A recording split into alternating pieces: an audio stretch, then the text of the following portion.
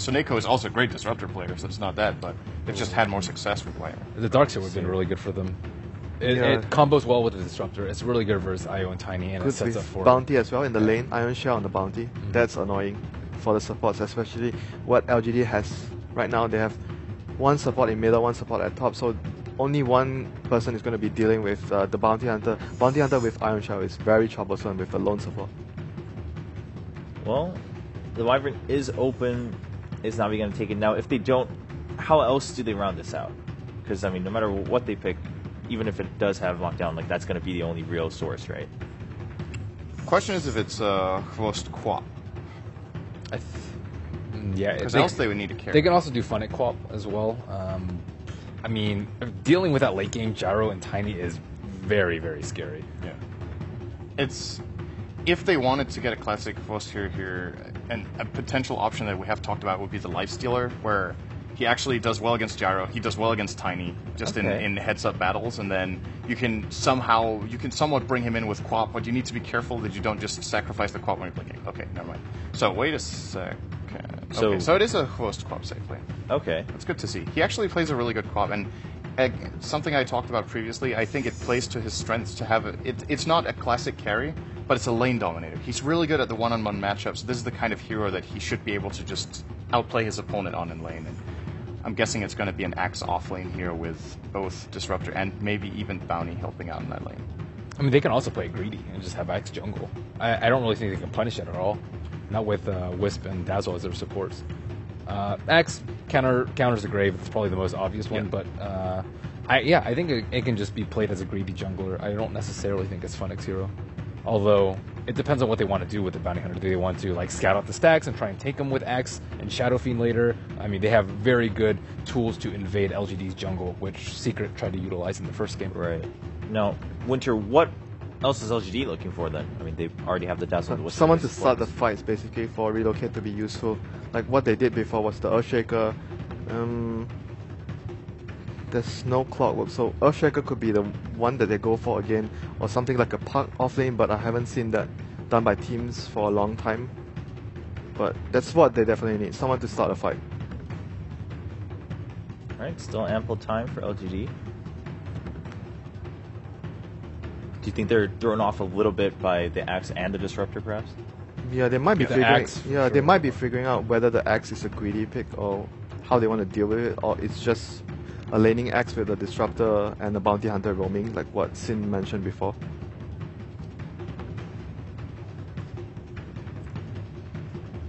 Alright, as we're waiting, fun news for all the viewers back at home. We have another Techies game, and this time it's funny because it's between Secret and Complexity, both teams who pick Techies, so Secret will be using it against Complexity, trying to give them a taste of their own medicine. But that's a nice meanwhile, Spirit Breaker rounding things out for LGD, so that's Hovost Axe and Fun at Quap. Okay. Yeah, Hovost plays a good Axe too. Again, same logic. Very aggressive, in your face.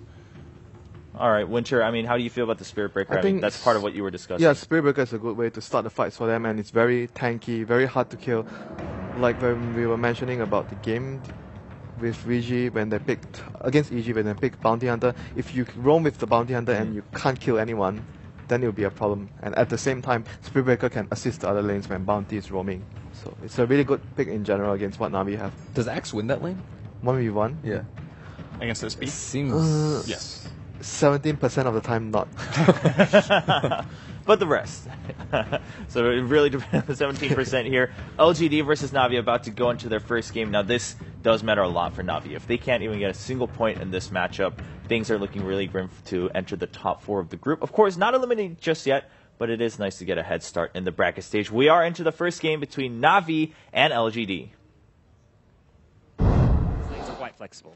Ladies and gentlemen, welcome in from the live streams wherever you are in the world. Get ready for an exciting match. It's LGD Gaming sitting atop the group, tied with Secret after a thrilling 1-1 series earlier today. They want the 2-0s here. They've got Navi on the docket right now, and, well, as for Secret, they'll be battling up against MVP and Complexity. LGD still to face Fnatic later in the tournament. That will be tomorrow. But for now, Navi, they're the team fighting for their playoff lives here, gods. They want to start in the upper bracket. In order to do it, they really need 2 2-0s. And, Well, LGD sits there as the brick wall in front of them. Can Na'Vi find the old magic? If there ever was a time, now is the time. So we get underway with the game, both teams moving into the bottom side of the map. We are going to have a quick pause here from MMY. But as we were discussing during the draft, the curveball from LGD is the Spirit Breaker. They see the last pick of the Axe. Before that, if this was, say, Team Secret, you almost certainly expect a Queen of Pain safe lane. But when they see the Axe come out, they think that's likely the safe lane hero for Havost, anticipating an Earthshaker off lane, and that's something Axe would dominate 1v1. So LGD make a bit of an adjustment. They get the more aggressive off laner for Yao, as well as something that can put more pressure on the Shadow Fiend of Dendi mid. Well, so Nico going to get some good scouting information, sees the LGD 5-man at the bottom rune, and now Na'Vi can make the call just to not fight this. Dendi's going to go for the top bounty rune. He's got 2 branches and doesn't really want to fight this at all.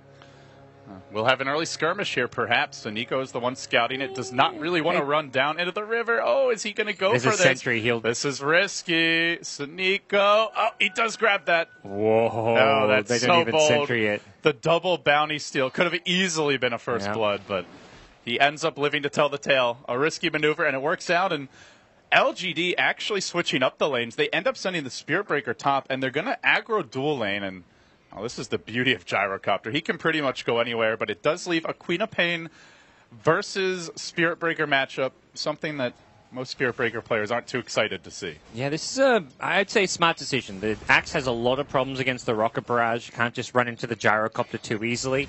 And the Spirit Breaker against Queen of Pain is not that big of a mismatch like the Earthshaker matchup we saw last game for Yao, or early against Secret for Yao. So he can hold his own to some extent. He's very tanky with a Stout Shield and plenty of HP regen. Well, Dendi already going to work here in the mid lane, and because they did not get the bounty rune for LGD, the bottle is a bit delayed. Only now coming out. It forces maybe into a quick salve. Dendi only sitting on 3 CS, but a good start for a Shadow Fiend in this matchup. There will be a bit of a Sentry Ward war here in the mid lane, and there's currently 1 on Xiao 8. None on MMY, though. It gives Saniko the edge, and it is worth pointing out he's been doing some warding off in the Dire jungle here. He put 1 ward towards the most commonly stacked camp, and he might even look for some body blocks if that IO continues to move and focus on economy. Now swinging around towards the bottom lane, but in they go. They make the move on Dendi, and, well, don't kill him yet, but they threaten him. As soon as the bottle arrives, you can start to make these types of plays and always have your regen at the ready. Yeah, Dendi going to be bottle crowing, and he has to be very careful about how he moves around this map. So Saniko comes back, and he's going to be kind of constantly having to babysit Dendi here to secure his farm. Uh-oh. Well, this could be trouble. No Yikes. sentries, though. They really need to get that sentry over to the mid lane. Still sitting on the Dazzle bottom. In fact, he's walking towards the rune. He may just complete the journey. Getting harassed a bit by the Disruptor, but in they go in the mid lane. Maybe working on Dendi. Can't quite finish him off. Bottom rune will spawn. It's a bounty. Top rune, a regen. That's the real bounty. And Dendi will claim it. But they're contesting. And they make their way down, but they're too late. Charge, toss forward. Dendi in trouble here. He's going to miss the first raise. That could end up costing him his life. Ava and the bash. Yao will get the kill. MMY may pay to Saniko. Oh, just out of range. Barely able to slice him up with those blades. So it's a 1-for-1, but the death of the Shadow Fiend, a horrible price to pay here for Na'Vi. Yeah, Funny comes in for some Shadow Strike punish, but yeah, he's pretty tanky, and he's actually just going to go for that 17% bash and cross his fingers and hope for the best here. Funny doesn't want to fight him. It's really the difference between an Earthshaker and a Spirit Breaker. If that's an Earthshaker, you don't have that opportunity. He's too slow, too immobile. Too squishy. And also yeah. would be suffering way more against this Queen of Pain, so... we can see the slight adjustment in draft working out well so far. We'll see if the lack of team fight presence makes a difference later. Yeah, and looking at bottom lane, Gyrocopter farming well, although Axe is also getting some okay CS here. Hasn't been completely punished, although has decided he wants to rotate into the jungle. They've more or less abandoned this bottom lane. Just a Disruptor sitting there now. Havos trying to complete his Tranquil Boots. He's got a little ways to farm for it. So overall, Na'Vi, they are getting the creep advantage here early on, and looking at the Dire jungle, I don't think we've got any stacks just yet. No stacks, and it's warded. If you don't get your farm early, it could really cost you as they toss Dendi back into the tower, maybe wanting to farm heroes, but doesn't have mana for an Avalanche right now, and just going with auto attacks onto Saniko. They drop a Sentry Ward. Saniko fencing around Dendi, looking for a raise. He's only going to hit maybe. Doesn't find Momoya. Tango the Sentry. They're thinking about it. Nobody wants it. They're just going to auto-attack it down. Maybe he was next to, or it was more for the Tiny. He was missing HP. 10 goes to Sentry, and it's the... Oh, in the Radiant jungle, bit of a go here. Havost and Xiao 8 duking it out. There's the heal, but rotating in. A very early movement for maybe. Havost is fast, though. Poison Touch comes through. There's the toss forward. He might even be throwing Xiao 8 into his own demise. Are they diving this? They're thinking about it. 4 heroes rotating, but nothing accomplished. And Saniko even going to arrive and look to punish Xiao 8 on the way out. Quite a few auto attacks. He gets off the double Windwalk, and he gets the kill solo. The charge comes now, but well worth the exchange. Just so much space created here by the little bounty hunter. Yeah, gets him up to level 3.5 as well. This is a very successful roaming bounty hunter so far. Experience going his way. He's getting a lot of support towards Dendy, who's 24 last hits to the 7 of Tiny. This is a similar story to what we saw against Secret. This IO Tiny mid just struggling against Shadow Fiend. And there's the added problem of the lack of jungle stacks right now. Last game, LGD had a quad stacker on this point. This game, they've got absolutely nothing. And even if they go for it, it's very likely that Saniko's going to be there. They're going to need to invest 3-4 heroes to secure any sort of farm for maybe. It puts a lot of pressure here on Sylar, but in comes Dendy with Saniko. A tri-lane mid all of a sudden erupts, and well to the benefit of Na'Vi. Now the chase in the river. There's the charge from Yao. Dust to follow this up. This was how EG tried to do it, the bounty. And now the toss. The Ava as well. Not enough to kill up Dendy, but Spirit Breaker standing his ground. 17%. There you go. Gets the kill and looks for more. The tether forward, the toss back. Kind of an awkward exchange. And Yao says, I'm going in anyway. Sylar's arrived, and what do you know? It's 5-man Dota from LGD. Another bash. It's another kill. The intergalactic space cow on the prowl. LGD are like making the plays. They're out Naviing Na'Vi right now. They're just like diving at your tower and running right at you as 5.5 minutes in the game. I mean, boy, would you have loved to have Funnick there or what? He's level 6. He had a TP. He only has 2 points at Scream, but still could have done a lot of work as they continue to pressure this mid lane. Dendy may even look for a final killing raise here on Navy, but it's only level 3. Not quite enough damage. But yeah, like you said, out Na'Vi, and that's where you want to see Funnick get active. He's on the move now, hasted and rushing in mid. Oh yeah, Tiny's going to be very careful. He's low in HP, still nearby, and Yao reveals himself, but he's not an easy target with all his HP and survivability that he's packing. That's probably the worst hero to go on. Either Maybe or MMY a better choice, but they got to find somebody away from the tower. Funnick just begging them to come out. He could maybe even get a double with support.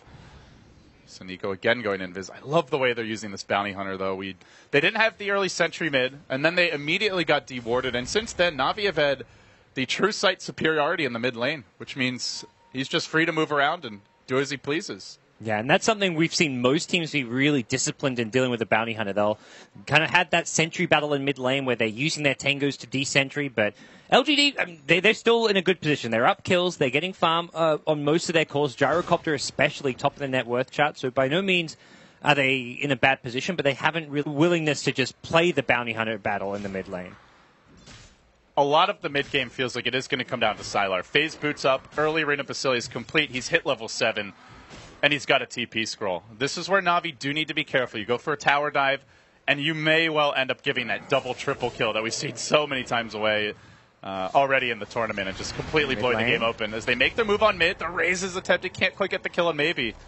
And LGD will back off for now.